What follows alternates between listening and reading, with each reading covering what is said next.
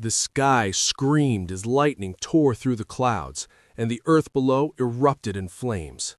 It started with chaos from above.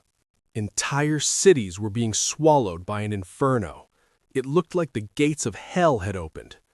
While the world burned, I was sitting on a bus, watching the panic unfold through the window. A blinding flash of light, followed by the rumble of destruction. The passengers were losing their minds.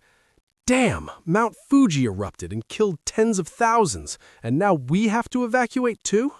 Rumors were spreading faster than the fire. I didn't bring anything. I need to buy supplies in Jiangnan City. Haven't you heard? The Walmart and alley warehouses, they've all been emptied. They were arguing about money while the world ended. The value of those supplies, it must be in the tens of trillions. Fools. They don't get it. The loss of supplies and natural disasters, that's just the surface. Open your eyes and see. The end of the world is coming. The couple in front of me couldn't believe it. Really? The end of the world? If it's really the end, I'm actually looking forward to it. That is when all living beings finally become equal. All living beings equal? That is a lie. Even in the end of the world, there is no such thing as equality. I know this better than anyone, because I have personally experienced it. I watched as the weak were devoured by the strong, crushed by jaws larger than buildings. In the last life, before I returned to this moment, I was just an ordinary delivery man.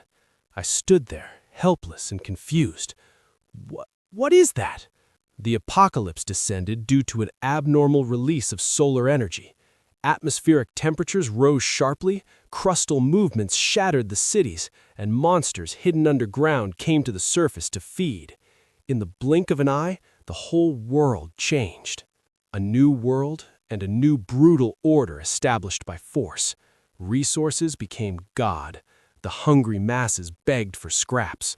In that world of extreme scarcity, people would kill each other just for a single packet of instant noodles. For a mere ham sausage, you had to give up your dignity, your body, everything. And I was reborn from that hell. I came back to exactly 1 month before the apocalypse began. Hey, young man. I was pulled back to reality by the woman next to me. What they just said scared me a bit. Can you?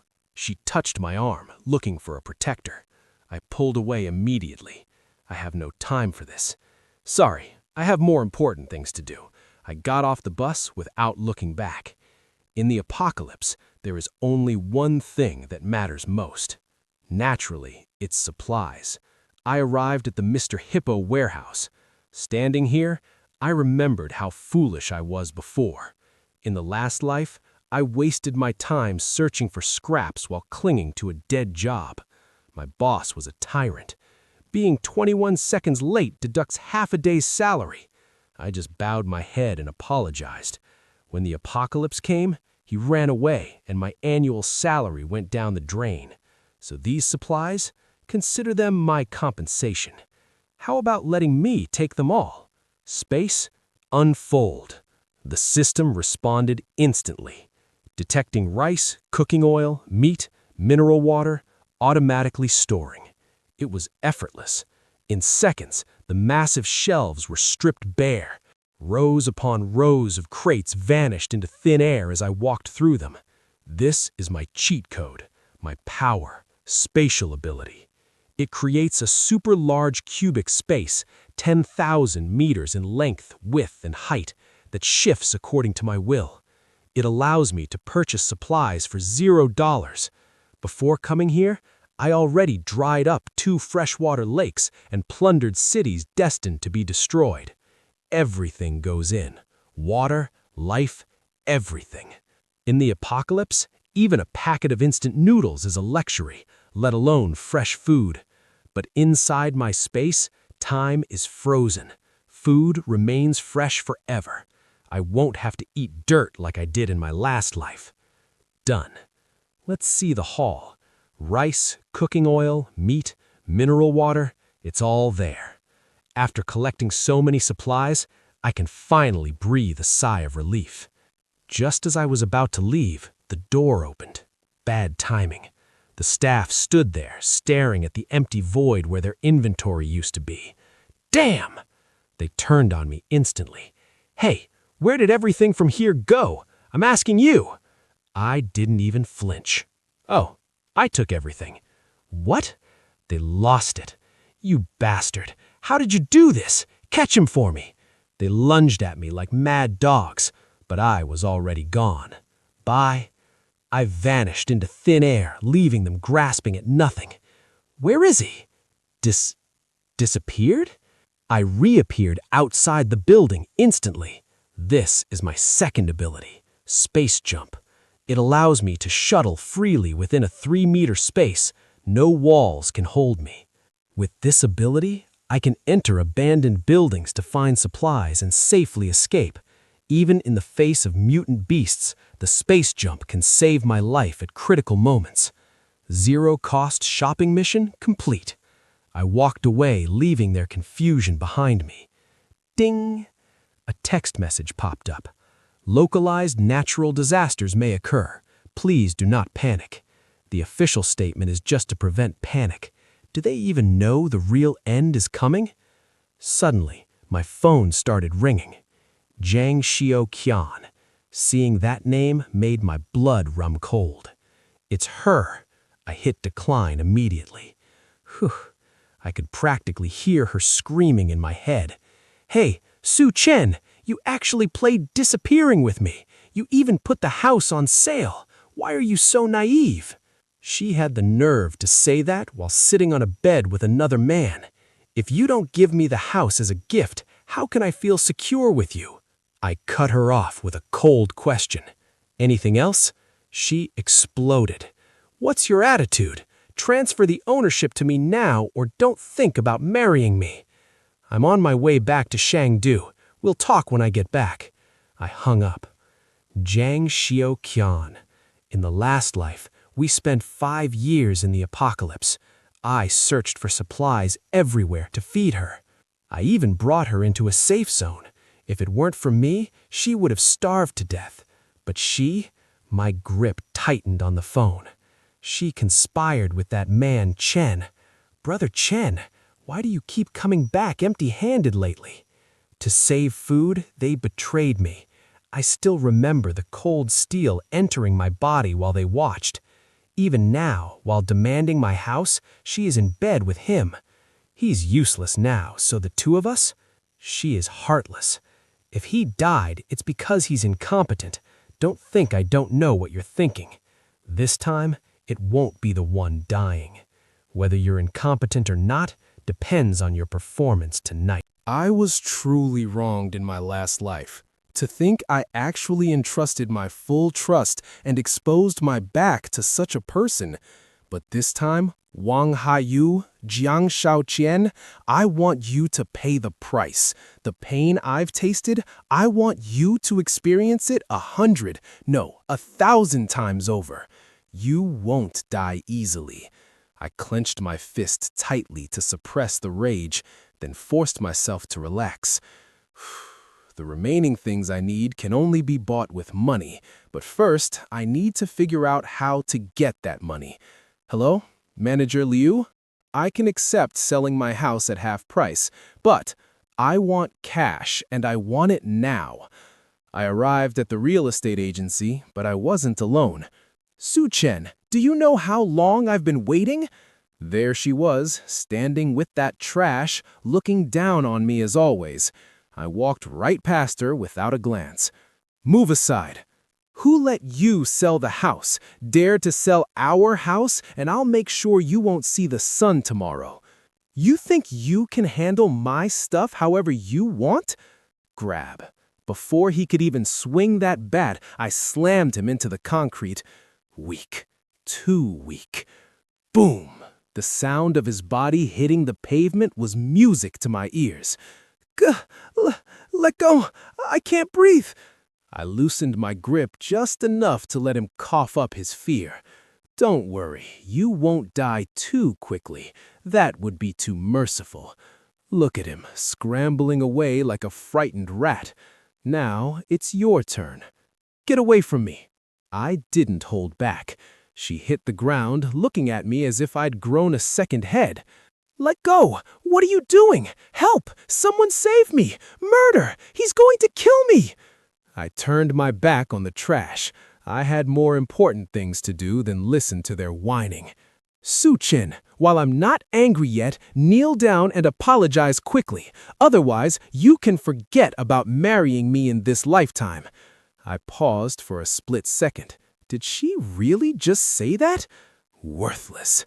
Inside, the mood was different. Manager Liu was eager. "I'll pay. I'll buy your house right now. What do you think?" I could see the greed in his eyes. He knew a house worth over $1 million was selling for $700,000.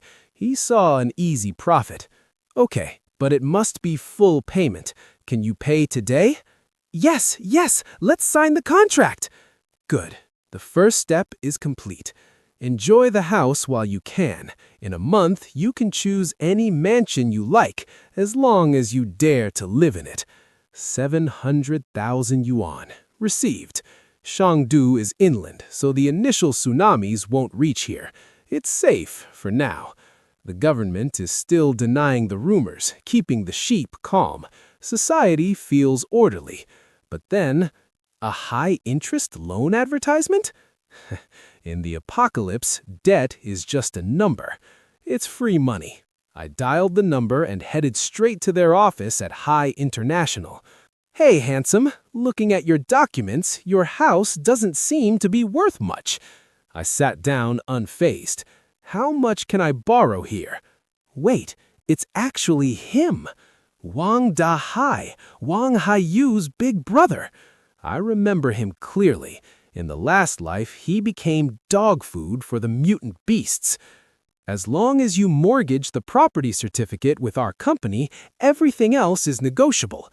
At most 500,000, but I keep the certificate. No, add another 100,000, and I want it now." I slammed my hand down to seal the act. "Don't worry, give me a week. I'll make a profit and pay you back." Ding! 600,000 yuan. Secure. Now I have the capital I need. As I left, I didn't notice the rats lurking nearby. "Xiaoyu, look, is that Su-chin?" It is him. What's he doing at a loan shark? Follow him. We need to know what he's up to. "That bastard hit me. I'm just taking back my house. I'll make him pay. I'll have Big Brother kill him." In my memory, when the apocalypse hit, most buildings fell apart under the freezing seawater. But the Green City Hotel, it withstood the disasters until the very end. The presidential suite is fully equipped. It even has a swimming pool. It's the perfect fortress. Using this place as a base, living here for a long time wouldn't be bad at all. "Hello, I'm the hotel restaurant manager, Liu Xinri. How can I assist you?" I didn't waste time. "Hello, I want to order 1,000 tables for a banquet. Can you do that?" 1,000 tables? I could see the gears turning in her head. She thinks I'm some hidden rich second-generation heir. Yes, we have the 10,000 per table tier and even 30,000. Let it be 10,000 per table. Total 10 million yuan. I'll pay a 50,000 deposit now and settle the balance later. A 50,000 deposit? All right, please make the payment over here. $10 million worth of top-tier food secured with just a 50,000 deposit? In the scorching apocalypse, a block of ice will be worth billions, let alone this feast. She's calculating her profits, thinking she's snagged a big fish. Let her think that. The most important thing in business is to be smooth. "Mr. Su, are you getting married?" "Yes." "For the wedding. By the way, help me book the presidential suite. I'll need to move in early to prepare." I walked away, leaving her dreaming of her commission, but I didn't notice the flies following my scent. "Hello, that person just now, what was he doing here?" "Oh, Mr. Su, he booked the presidential suite for his honeymoon. Whoever marries him is truly fortunate." "A honeymoon? But He's Su Chin, my boyfriend. The hotel manager smiled professionally and dropped the bombshell. She told my ex-girlfriend that I had just ordered a 1,000-table banquet and paid the deposit instantly. Their arrogance vanished in a split second.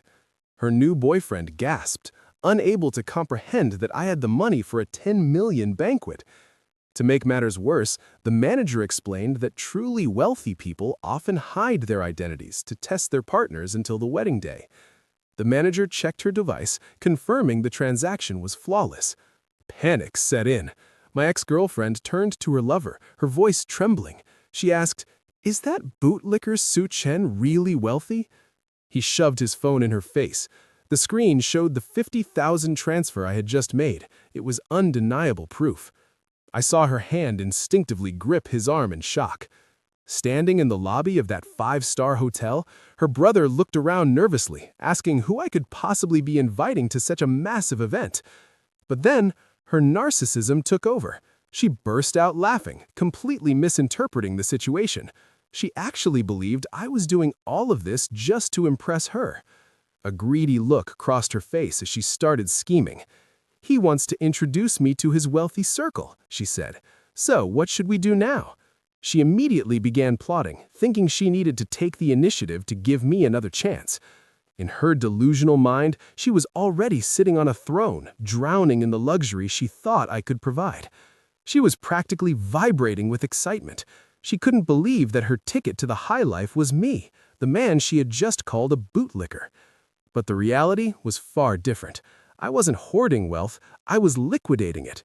I had sold my house and taken out massive loans just to cover the warehouse and the food. Back in my room, I reviewed my inventory. The money was draining fast. Even with my zero-cost shopping, or theft as they'd call it, I was still missing essentials. The 800,000 I had left simply wasn't enough for what was coming. I stared at my phone, and a thought crossed my mind. If I didn't exploit every online loan shark right now, it would be a total waste. Who collects debts in the apocalypse? I went to work. I downloaded over 80 lending apps at once.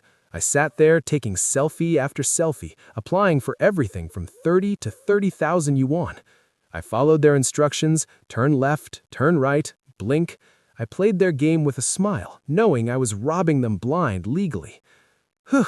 The notification finally popped up. My balance now sat at 977,000 yuan. I collapsed on the bed. It was a hassle dealing with all those verification steps, but securing that cash was vital. However, this was no time to relax. I had to keep moving. There was still too many critical items left to acquire. I forced myself up. Every second counted. I needed things regular supermarkets didn't sell. Fireplaces, industrial ice makers, massive blocks of ice, and smokeless charcoal. I started scrolling on online marketplaces immediately. Fortunately, in this day and age, I could order it all online with fast delivery. The coming catastrophe wouldn't just be cold. It would fluctuate between extreme freezing temperatures and infernal heat. I needed to be prepared for both hells. My fortress needed to withstand the freezing winters and the scorching summers that would destroy this city. I picked up the phone immediately. First on the list, fuel. I asked, "Hello, how much is smokeless charcoal, please?" The price was steep, 2,501 yuan per ton. I didn't flinch. "I'll need 2,000 tons of smokeless charcoal." I proposed a risky deal to keep my cash flowing. "The total is fine. I'll make an advance payment of 500,000 yuan, and the rest will be paid after I receive the goods." Next, cooling. I dialed again. "Hello, is this the ice factory? I'd like to order ice blocks, please." Arranging deliveries over the phone was efficient, but I needed better rates. I needed to squeeze every penny. Right, I decided. I'll go personally to negotiate the price. I stepped out of the apartment complex, my mind racing with calculations. Suddenly, a familiar voice called out from behind. "Hey, Su Chen, doing okay?" I stopped. It was a neighbor I recognized. She was standing right in my path. It was Li Na. She was standing next to my ex-girlfriend, grinning fakely. "Long time no see. Xiao Ken here has been missing you these days," she said. Li Na, the woman who always stabbed me in the back. I knew exactly who she was. She was the one who manipulated Xiaoken into trying to steal my house. Missing me? Yeah, right. More like she was missing the deed to my property. I stared at them coldly, not saying a word. Sensing my silence, Li Na quickly changed her tactic. Actually, Su Chen, Xiaoken was just testing you before, she stammered. Then she had the audacity to scold me. Why aren't you so clueless? Can't you see how sad she is? She demanded, trying to guilt-trip me. Xiaoken took her cue and put on her best pitiful act. Su Chen, can you take me for a walk? I'm not feeling well. I didn't mean to fight yesterday. Please don't be mad. She looked up at me with teary eyes, blushing, trying to use the same old tricks that used to work. She reached out and tugged at my sleeve, acting like a spoiled child. I brushed her hand off impatiently. I'm very busy, I told her coldly. I have things to do. Feel free to walk by yourself. I turned my back and walked away. I didn't have a single second to waste on their drama. They were stunned. My sudden change in attitude shattered their expectations. But Li Na wasn't ready to let me go. She spotted me hailing a ride. Look there, friend. Su Chen is catching a taxi. She immediately spun a new narrative to keep Xiaoken hooked. Hurry, let's go after him, she urged. This must be some kind of test for you. Desperate to secure her rich boyfriend, Xiaoken didn't hesitate. They scrambled into a car to tail me. While they played their games, I focused on survival. I arrived at my destination, the Manhwa ice factory. The heat wave that was coming would be deadly. I stepped out of the taxi. I needed to secure enough ice to last through hell. The factory owner, Mr. Wu, greeted me with a look of surprise. You must be Mr. Su, right? My goodness, you are quite young, he exclaimed. I shook his hand briefly, but I didn't have time for pleasantries. I cut straight to business. Mr. Wu, we discussed details on the phone. How long will it take to produce 2,000 tons of edible ice? He puffed out his chest, clearly proud. Here at our factory, we don't brag, but when it comes to efficiency, we are undoubtedly the best. He held up 3 fingers.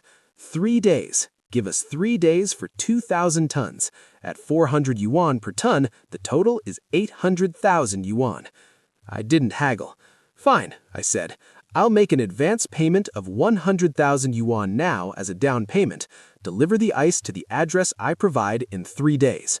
I pulled out my phone and scanned the payment code immediately. Speed was everything. His phone pinged instantly. Payment received 100,000 yuan. Money always talks. He was thrilled, but curiosity got the better of him. Hey, Mr. Su, forgive me, but why do you need so much ice? Is there a big event coming up? I opened the car door, giving him a generic excuse to cover my tracks. I plan to make a donation to charity, I lied, as he shouted offers for future cooperation behind me. As I drove away, the boss stood there completely baffled. He watched the taxi disappear, impressed by the speed of the transaction.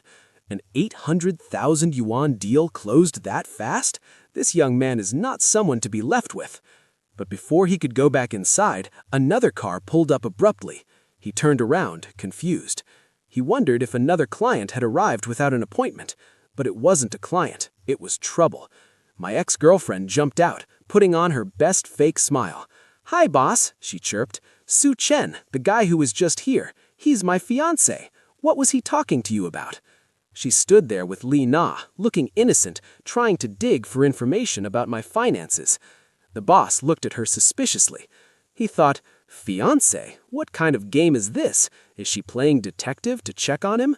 But since she claimed to be family, he answered. Mr. Su just made an ice order worth 800,000 yuan. He dropped the number casually, unaware of the chaos that would come. He spent 800,000 just buying useless ice? It's confirmed. Su Chen is definitely a super rich second-generation heir. Boss, did Su Chen say what he plans to do with that much ice? He said that he was going to donate it to charity. Charity? What do you mean? While they wasted time wondering about me, I had finally secured every item on my list. Now I just need to relax and enjoy the quiet before the apocalypse begins. In my past life, I was always too busy working. Even going to a simple cafeteria was a luxury I couldn't afford. Hello, welcome. But now I can finally enjoy a high-quality meal without worrying about the cost. Wait, what is this? A surprise menu for 17,000 yuan? The menu says it's prepared personally by the head chef, depending entirely on her inspiration. I see. Sounds interesting. I'll take it. Certainly, sir. While I waited, my mind drifted. In the past timeline, a mysterious phenomenon turned living beings into mutants. I noticed the book on the shelf, the Shanhai Jing. The monstrous serpent mentioned in this book, appearing amidst floods, looks exactly like the mutant I faced before. So, in this case, comparing it to simple mutation, I prefer to call it atavism. My thoughts were interrupted by the sound of footsteps approaching. Hello, sir. I am the head chef of the Yahello musical restaurant. A woman with radiant pink hair appeared before me. She presented the dish with effortless elegance. The meal was specially prepared for you based on your temperament. I was about to respond, but when I finally looked up, terror struck me. Wait, cold sweat ran down my face. I know this aura. Is it really her? There's no mistake. Duan Ya, the chef from hell. In the apocalypse of my past life, she possessed a magical culinary ability that could transform any corpse into food. In a starving world, no one could resist such temptation. Why the strange face? Are you afraid a beauty like me might poison your food? This meal is called the two faces of life. On one side, tuna fried in burnt butter. On the other, steak in puff pastry. Two different flavors leaving a lasting impression. Delicious. I have to admit the taste is truly good, worth every penny of the 17,000 yuan. But there's no way I'd let this girl cook for me during the apocalypse. Imagine if she felt like poisoning me. After an excellent meal, here I am, at the hottest nightclub in Chengdu. Here, rich guys usually drop 2 million on a single night out without even blinking. But in the apocalypse, there won't be room for extravagance. I regret not appreciating places like this in my past life. Hey, handsome, why aren't you drinking? Yeah, let's toast. I found myself surrounded by company. It was loud, bright, and exactly the kind of distraction I needed. Friend, I'll drink with you. Don't mind her, handsome. Yun is here for the first time. Her boyfriend cheated on her, so we brought her here to have fun. That trash gave up on me and swapped me for a slut older than me. He really lacks taste. Why do men worry so much about taking women to bed? I watched her down the glass. Maybe because reproductive desires are part of male nature. If she keeps drinking like that, she'll get wasted quickly. Hey, handsome, are you single? Suddenly, she slammed her glass down. So, do you want to do that? Union, that's the spirit. That piece of trash didn't deserve you anyway. What the hell am I doing with these crazy women? Go for it, girl. Get revenge on that cheater. I'd heard enough. Come on, let's get out of here. She stumbled into my arms, murmuring about how strong my grip was. Let's go upstairs. We walked up the stairs, leaving the noise of the dance floor behind. Suchen, stop it! Her friends watched us go, grinning like predators who had just secured a meal. She pulled me inside, eager to get things started. I locked the door immediately. My bad, I only realize now that those crazy women were targeting me all along. She pressed herself against me. Sir, please be gentle with me. It's my first time. This girl, does she really think I'm that naive? Are you that wasted, girl? Wake up to reality. I gave her a sharp flick on the forehead to snap her out of it. You seem decent enough, so here's some advice. Hoard as much food as you can, and do not leave your house in the coming days. Okay, but why are you telling me this? Why? Because love-struck fools don't survive in places like this. As for the future, forget it. There won't be one. It's rare to get a chance to be alone with a nice girl. Walking away now feels like a huge waste, but Su-chen, we know you're in there, you coward. Stop hiding and come out. Ah, great. With those two busybodies snooping around outside, my chances of having any fun tonight just went down the drain. Mr. Su, where should we unload these 20 large fireplaces? Mr. Su, this warehouse has no cold room. Aren't you worried the ice will melt? I didn't have time to explain the physics of the apocalypse to him. Just bring the fireplaces and ice machines inside. Put the ice blocks right here. We need to speed this up. Mr. Su, the coal delivery is here. Truck after truck, supplies flooded in. Fuel, food, everything I needed to survive in luxury. Naturally, the commotion attracted the local rats. Xiao-Chen, Su-Chen rented this place and stuffing it with machines. What is he plotting? Then they saw the catering trucks. Xiao-Chen, look, isn't that the Green City Hotel buffet service? And look at those fancy tables. He even rolled out a red carpet. He must be planning to propose to you. The guests are probably hiding to surprise us. Their delusion was truly impressive. Even if he proposes, I'll play hard to get. Come on, Lina, let's go see just how sincere he is. She approached with a confident strut, smirk on her face, probably expecting a diamond ring. Su-Chen, why are you buying all this stuff? What is going on? I didn't even blink. Free labor is free labor. Glad you came, Xiao-Chen. Can you help me carry all this? I'll explain everything later. Help? Carry? I could practically hear her thoughts screaming. Don't make a fool of me. I want to be a rich wife, not some common laborer moving boxes. But her friend, Lina, had a wild imagination to save the day. Wait, think about it. This must be a test to see if you qualify to be a wealthy woman. You're right, Lina. I have plenty of strength. I'm not some delicate flower. It was hilarious. They actually believed it. I watched them struggle with the heavy boxes while I directed traffic. Xiao-Cher's determination was almost frightening. To become a rich woman, I must be resilient. As long as I pass this test, Su-Chen will definitely marry me today. She struggled under the weight, gritting her teeth. I almost felt bad. Almost. Meanwhile, Lina had her own scheme cooking. What rich guy doesn't have affairs? Even if I don't become the wife, I can be the perfect side piece when Xiao-Chen is not around. Su-Chen, I'll help too. She bent over backwards, literally trying to catch my attention while lifting boxes. I just smiled. I couldn't let their volunteer work go to waste. We had 1,000 buffet meals and 2,000 tons of ice to unload. Without them, we wouldn't have finished before the apocalypse started. Finally, we're finished. By sunset, the warehouse was fully stocked. Look at 'em, trembling legs, puddles of sweat. In her head, Xiao-Chen was already screaming that I was an exploiter, vowing to take all my money once she became my wife. She was furious that I didn't pity them. Lina was practically melting into the asphalt, gasping for air. Yet the delusion persisted. They truly believed the test was over and the rich guests were about to pop out for the wedding banquet. Xiao-Chen finally gathered the courage to ask, expecting a ring. Su-Chen, is there anything else you want to tell me?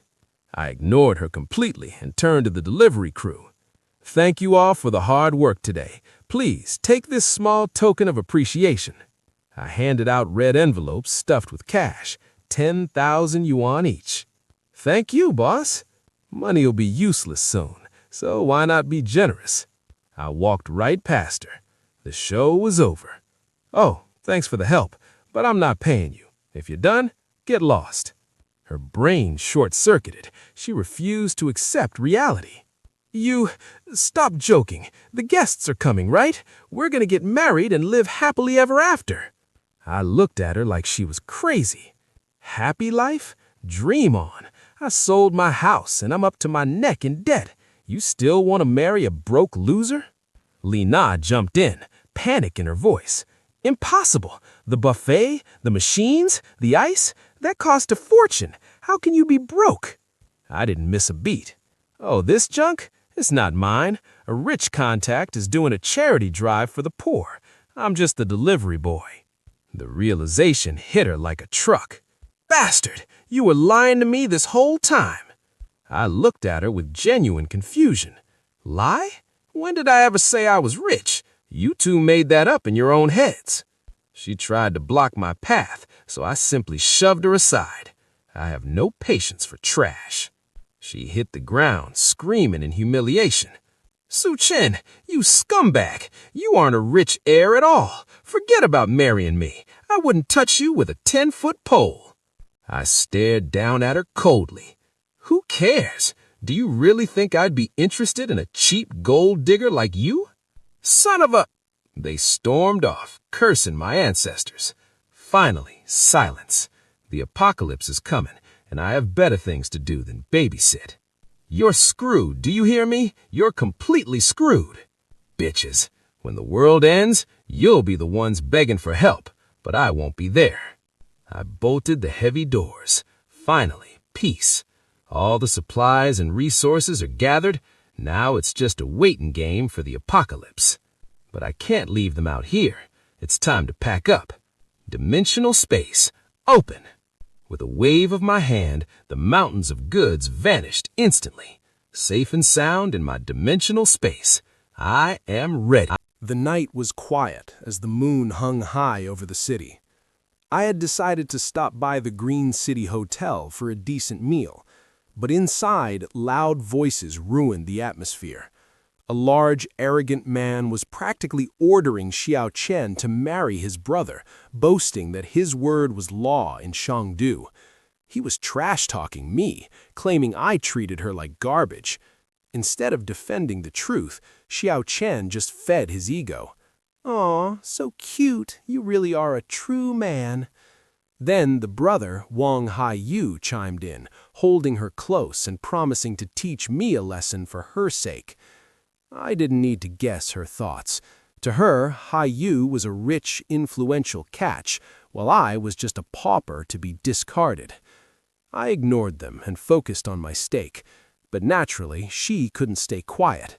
"Su-Chen, what are you doing here?" Haiyu's eyes widened, and he immediately turned to his older brother like a tattletale. "Big brother, it was him! That's the guy who laid a hand on me!" He pointed an accusing finger right at me. I calmly lowered my fork as the large man loomed over my table, a nasty grin on his face. "We meet again, kid." It turned out he knew exactly who I was. He scoffed, amused that I had the guts to touch his little brother. "I was planning to look for you. I never imagined you'd dare touch my little brother." He stood there with his thugs, looking like he owned the place. Then he loudly announced my financial situation to everyone, enjoying the humiliation. This kid mortgaged his house for a 600,000 yuan loan. Tomorrow is the day he pays me back. He glanced at Haiyu with a conspiratorial smirk. Understood. It seems that together we can benefit from this situation. Xiao Chen, of course, took this as her cue to sneer. She looked relieved to be rid of a deadbeat like me. He dares to borrow from Brother Dahai? I bet he'll never pay it off. Lucky for me, I'm not involved with him anymore. Her friend jumped in too, mocking me for not knowing my place. The fatty leaned in, his patience wearing thin, seeing me so relaxed. "Kid, you have until tomorrow to pay up, and yet here you are, quietly enjoying this hotel's hospitality. Do I look like a joke to you?" I didn't flinch. I simply picked up a napkin. I sighed internally. All I wanted was a quiet dinner. Pitiful. I can't even get a minute of peace to savor a good meal. I finished wiping my mouth, acting as if they didn't even exist. Fatty continued to sneer, telling me it didn't matter even if I managed to scrape the money together by tonight. Haiyu lost his patience completely. He shouted that a deadbeat like me would never pay, urging his brother to stop talking and just finish me off. He looked like a rabid dog, flanked by his thugs, ready to tear me apart right there in the hotel lobby. Before they could strike, the hotel manager rushed in, waving her hands to stop the madness. She begged them to be civilized. She was trying hard to keep a professional smile, but I could see the panic in her eyes as she tried to reason with the giant. "Mr. Su, what is happening here?" I didn't sugarcoat it.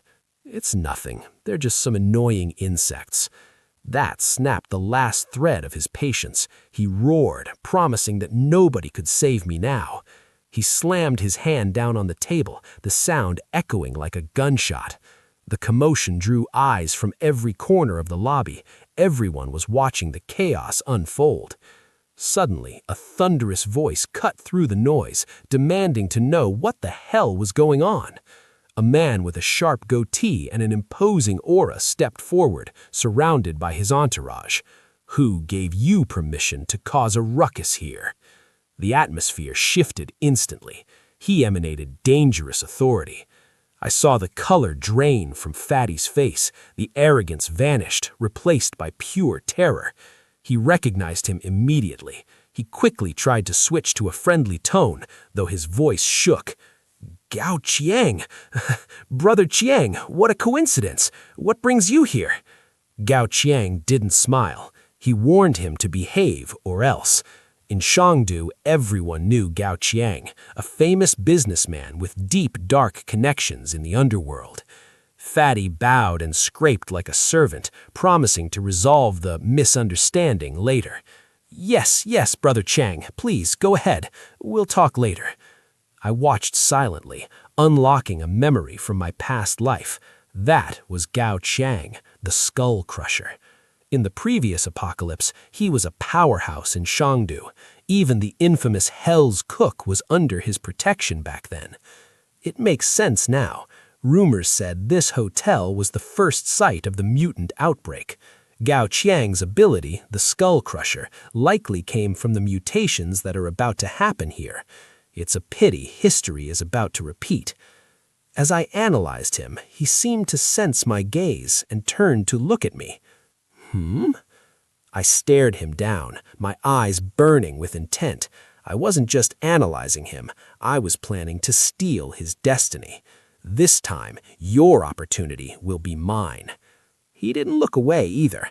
Instead of anger, I saw a spark of curiosity in his gaze.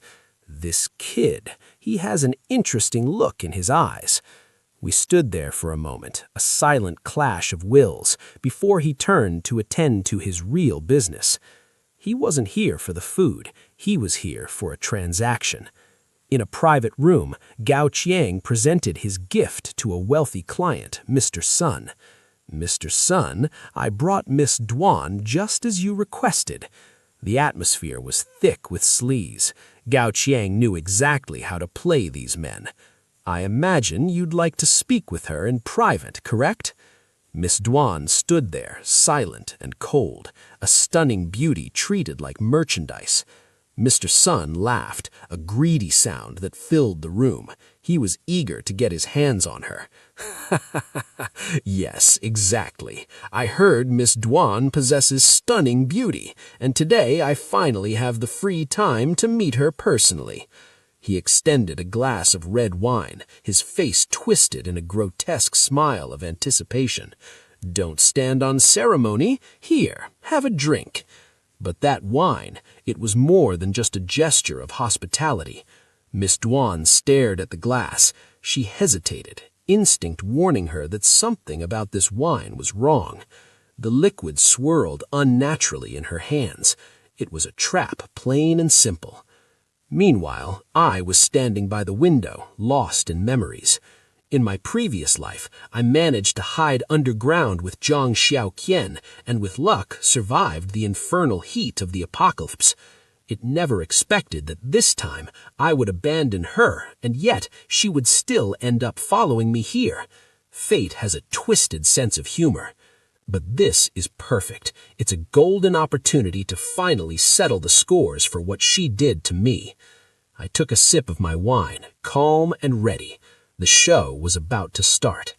From my window, I looked down at the world below. The temperature was rising, and the calm before the storm was ending. Down by the pool, Hai-Yu and his brother were already sweating. They noticed the heat was unnatural for the night, but they were too dim to understand why. "Little brother, don't you feel it's hotter tonight than during the day?" But their lust overpowered their survival instincts. The fatty was only interested in one thing, seeing the girls in their swimsuits.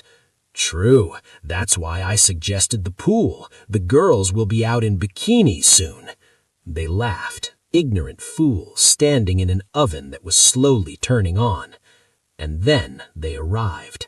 Xiao Qian and her friends stepped out, but even they were confused by the blinding light falling from the sky. It was too bright for moonlight. Hai Yu, trying to be smooth, pointed up. He marveled at how the moon looked almost like a second sun. "Xiao Qian, look, the moon is so bright. It almost looks like the sun."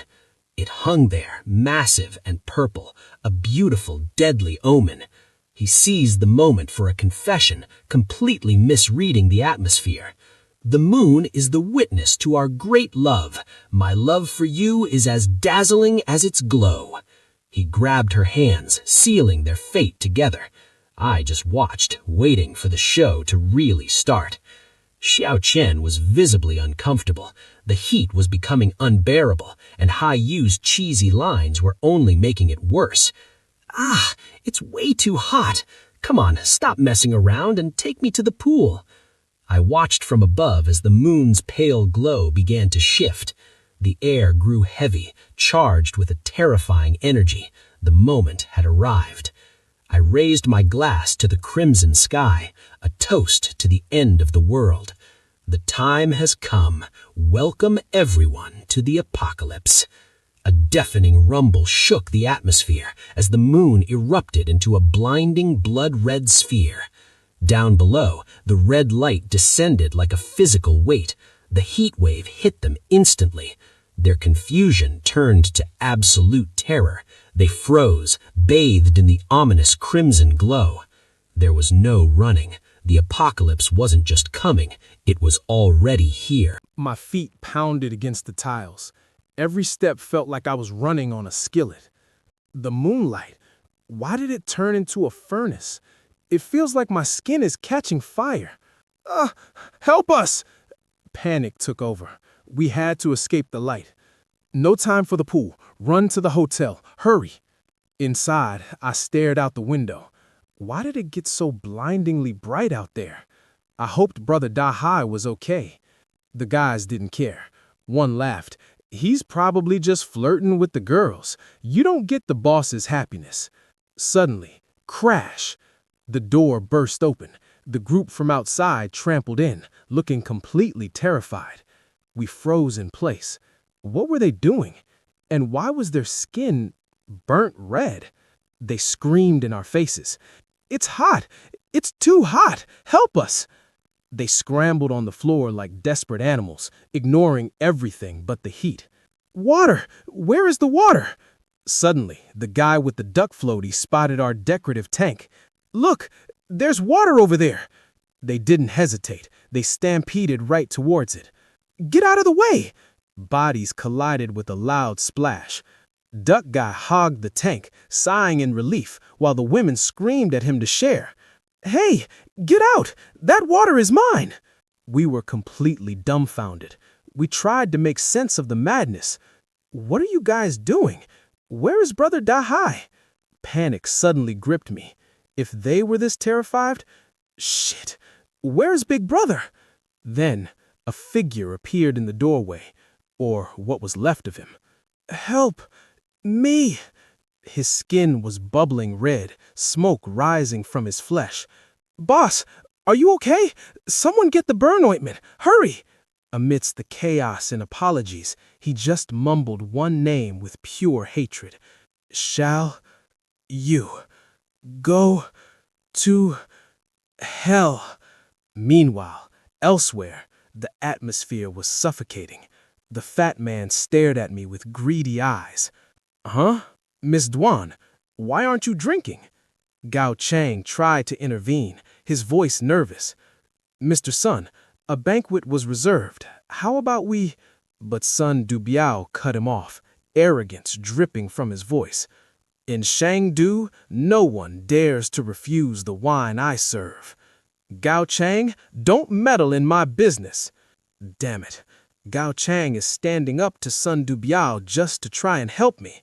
This pig thinks he's invincible. He's hurt so many women with impunity, and today he's my prey. I gripped the glass, my knuckles turning white. My instincts were screaming. There is something wrong with this drink. I can't drink it, no matter what. Cold sweat ran down my back. But what can I do? I'm trapped. Boom! Suddenly, a blinding red light exploded behind me, flooding the room. It was my salvation. Sun Dubiao and Gao Chang recoiled instantly, blinded by the glare. My eyes! What the hell happened? Someone rushed to block the light. Quick, close the curtains. It's burning. The lust in their eyes was replaced with fear. Gao Chang looked rattled. Mr. Sun, I feel something strange around here. You're right. Let's go down to the lobby and see what's happening. They ran out, forgetting about me. I nearly collapsed in relief. Downstairs, chaos was brewing. The manager tried to hold back the angry mob. Please, calm down. We contacted the rescue team. Just wait for them. But the wealthy guests were losing their minds. Wait my ass. I have millions in assets losing value every minute. I can't stay here. I turned to old Mao, desperate for answers. Old Mao, what is going on? His face was grim. The moon turned into a sun. It's 70 degrees Celsius out there. The news says hundreds are already injured. Sun Dubiao didn't waste time. He dialed his political connection immediately. Minister Zhao, it's Sun. I'm stuck at the Green City Hotel. Send someone to pick me up. He went silent, listening intently. Right. Okay, I understand. I asked him what the minister said, but his expression was terrifyingly serious. He put the phone down. He's securing the power grid to prevent outages. A curfew has been imposed. Things are getting complicated. Meanwhile, in our room, Brother Dahai was screaming as we tried to treat his burns. Fuck! Apply the ointment gently! We needed a hospital, but the heat outside was lethal. Don't worry, Xiao Dao is in the car. He will drive us. Brother Dahai gritted his teeth, sweating profusely from the pain. Then, Xiao Dao's voice crackled over the phone. Brother Dahai, I'm in the underground garage. I tried to reassure them over the phone. Yeah, I feel the heat rising too. Just hang tight, everyone. I'm on my way. I slammed on the gas and drove out of the underground garage. But as soon as I hit the surface, complete confusion. Why is it daylight already? This makes no sense. The glare was blinding, but I kept gripping the wheel. Then, bang! The car swerved violently and grounded to a halt. I stepped out, furious and sweating. Are you kidding me?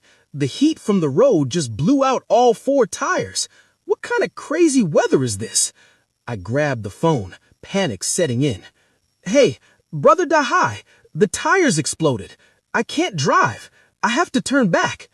I started running, but the asphalt was like lava under my feet. My shoes were literally melting. You guys, you have to find a way to survive on your own. I lost my footing.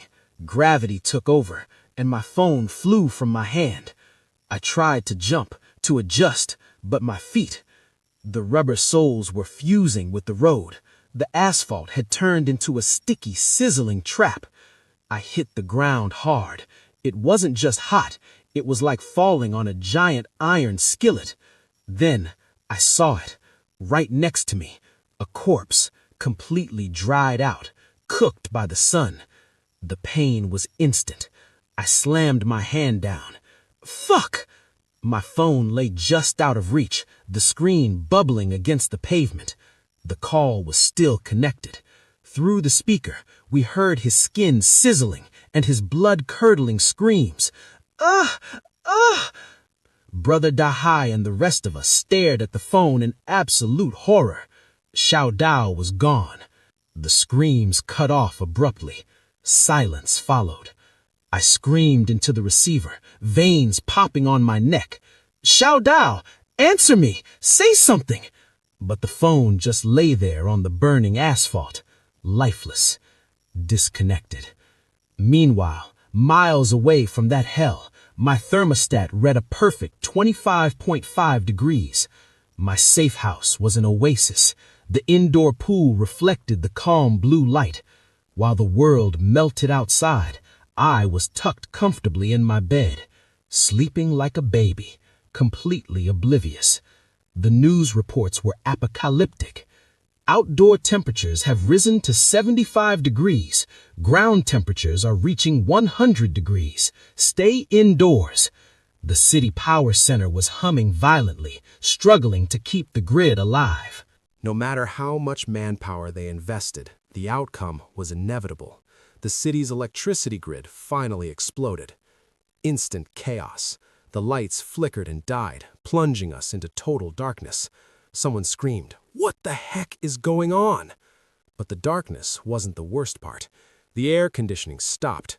The indoor temperature skyrocketed past 40 degrees in seconds. We were suffocating. It was a nightmare. Too many people crammed into one room, sweating, panicking. The heat was driving everyone insane. We couldn't stay here. I tried to call for backup, but the line was dead. Xiao Dao was unreachable. We were completely trapped in this oven. We needed a solution, fast. That's when she spoke up. She remembered Su Chen's presidential suite had a pool. We had to take it over. While they plotted in the heat, I was in a different world. The city's improper maintenance had caused the blackout, but everyone connected to the main grid suffered. I, however, was floating in cool, crystal-clear water. It was refreshing. I stepped out of the pool, feeling the cool air against my skin. This was exactly why I chose this specific room. Vertical air conditioners running on large backup batteries. My room temperature was stable at 30 degrees. I even decided to add some ice. With the vertical AC units and these massive blocks of ice, the temperature finally felt human again. Much better. Now that the heat was manageable, I realized I hadn't eaten. A glass of wine in hand, I felt my stomach rumble. So I accessed my inventory. King crab, fresh strawberries, pastries. For the first day of the apocalypse, I figured I should stick to a simple breakfast. As I picked up a slice of premium beef, I couldn't help but wonder, when will Shang's opportunity finally show up? My peaceful meal was interrupted by furious pounding on the door. "Su Chen, open up! We know you're in there!" I didn't hesitate. I unlocked the door. Instantly, a wave of freezing white mist rolled out, washing over their sweaty, overheated feet. I stood in the doorway, bathed in the cool light of the air conditioner, looking down at them. "Do you guys need something?" The shock on their faces was priceless. One of them pointed, trembling. "Ice! Big brother, look! He has ice, electricity, and food!" Envy turned to rage in a split second. "Su Chen, you selfish prick! We're roasting to death out here while you enjoy all this luxury! Get out, now!" He tried to play the debt collector card, a clumsy excuse to rob me. "Young man, consider the room as interest," he sneered. He stepped forward, threatening to throw me out physically. I didn't even blink. I just pulled the trigger. The loud bang echoed in the hallway. The shock on his face was immediate. I kept the gun leveled at him. "Take one more step forward," I said calmly, "and you're dead." The hallway went deadly silent. Their eyes nearly popped out of their heads. A gun? Where did I get a gun? I blew the smoke from the barrel. In this new world, muscle mass doesn't matter anymore. Firepower does. The tough guy crumbled instantly. Sweating and bleeding, he raised his hands. "All right, you're tough. I give up." I took a step forward. "Get lost," I told them. "Why are you wasting time? Do you want to die?" They ran like rats. Screaming about his leg, the big guy scrambled away, with his little followers trailing behind him. I started counting. 1. They didn't wait for 2. Dragging their crippled leader, they scrambled out of the hallway like frightened rats. 2. I finished the count to an empty corridor. I lowered the gun, quiet at last. But I knew this was just the beginning. Meanwhile, downstairs, my patience was running thin. "What do you mean, no food?" I roared at the trembling staff. "We booked 1,000 tables. People are starving, and I'm thirsty." I sat on my makeshift throne. "Bring me whatever water you have left, now." Just then, a pathetic group stumbled in. The guy covered in boils looked half dead. I looked at them with disgust. "What happened to you?" I saw the gang and knew this was our chance to get revenge. I pointed up. "Su-Chen!" I screamed. "His room has everything, electricity, AC, and a pool." I screamed louder to overwhelm their questions. "Help! He's killing people! He has a gun, and he's hoarding everything while we die!" I saw the greed in their eyes, so I pushed harder. "Fried chicken, ice cubes, fine wine. It's basically heaven up there." The crowd went wild immediately. "Hoarding food while we starve, just because he has money? That's not right. We need to take it." I grinned, wiping the sweat from my face. A fat sheep waiting to be slaughtered. "All right, boys, let's go upstairs and ask this kid for some ice." I heard steps, a lot of them. They stopped right outside my door, whispering before someone finally spoke. They tried a different tactic this time, diplomacy. "Young man, we just want to discuss something." But I could see them drooling over the cool air escaping my room. Then came the moral blackmail. "Respect the elderly, care for the young." They heaped empty praises at me, hoping I'd be soft enough to let them in. But their eyes weren't on me. They were glued to the bucket of golden, crispy fried chicken sitting on my table. Hunger overcame fear instantly. A feral kid broke from the front line, screaming for the food, lunging at me like a wild animal. I didn't hesitate. I kicked him squarely in the chest, sending him flying back into the hallway. "He's a murderer!" they screamed, finally showing their true colors. The facade dropped. "He's just one man," someone yelled. "Charge! Get in there and take everything!" Bang! A single shot pierced the chaos. The bullet went straight through the lead attacker's neck. He hit the floor with a thud. The screaming stopped. The heat of the moment evaporated into dead silence. I stepped over the body, gun smoking in my hand.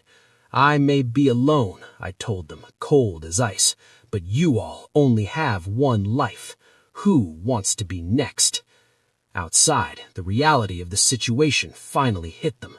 A scream pierced the air. "Big brother!" Panic set in. "Why did you leave him?" someone yelled. But it was too late. "Calm down. Brother Hai is already dead."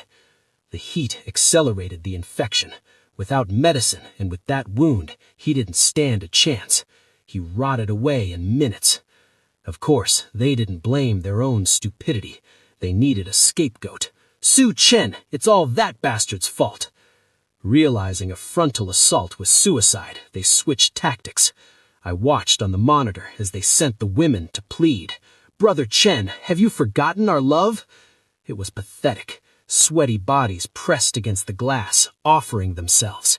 "Just let us in to cool off. We'll do anything you want tonight."